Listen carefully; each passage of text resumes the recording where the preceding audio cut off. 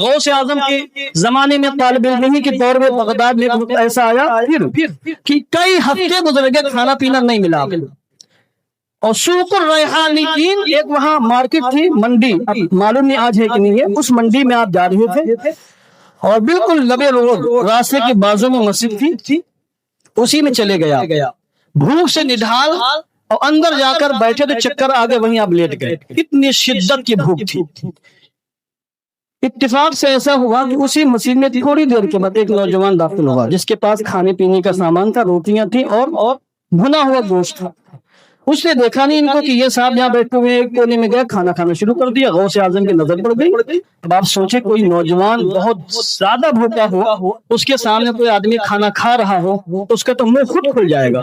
غوث اعظم نے خود اپنے مریدوں سے فرمایا کہ اس وقت میری حالت یہ تھی کہ میں اس کو دیکھ رہا تھا کہ وہ کھانا کھا رہا ہے, اور جب وہ لقمہ اٹھاتا تو میرا منہ کھل جاتا کہ کاش وہ لقمہ میرے منہ میں آ جائے.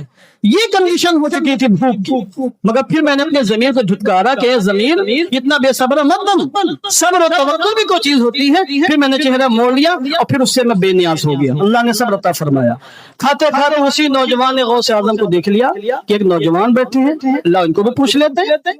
تو وہ قریب آئے اور کہا نوجوان آئیے آپ بھی کھانے میں شریک ہو جائیے.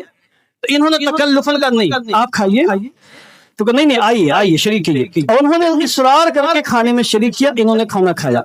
اب دیکھیے دوران گفتگو جب بات چیز شروع ہوئی تو جب اس کو معلوم پڑا کہ یہ جیلان کے رہنے والے ہیں تو خوش ہو گیا. تو ارے میں آپ جیلان کے, میں تو بہت دن سے ایک جیلان کے عبد القادر یہاں رہتے پڑھتے ان کو تلاش کر رہا ہوں, کافی دن ہو گئے ہیں اب مجھے نہیں مل رہے, آپ کیا جانتے ہیں؟ تو غوث اعظم نے کہا عبد القادر جیلانی یہی آپ کے سامنے بیٹھا ہوں, میں ہی عبد القادر جیلانی ہوں. تو انہوں نے جب اتنا دیکھا کہ یہ عبد القادر جیلانی ہے تو اس کی آنکھوں سے آنسو جاری ہو گئے, رونے لگا وہ انسان اور ہاتھ جوڑ کر بولا کہ حضرت مجھے معاف فرما دے, مجھ سے بڑی بڑی غلطی ہو گئی ہے, میں نے امانت میں خیانت کر دیا. دیکھیں اس زمانے کے اللہ کے نیک بندے مسلمان کس طرح کے ہوتے تھے. کہا حضور مجھے معاف کر دے, خیانت ہو گئی ہے.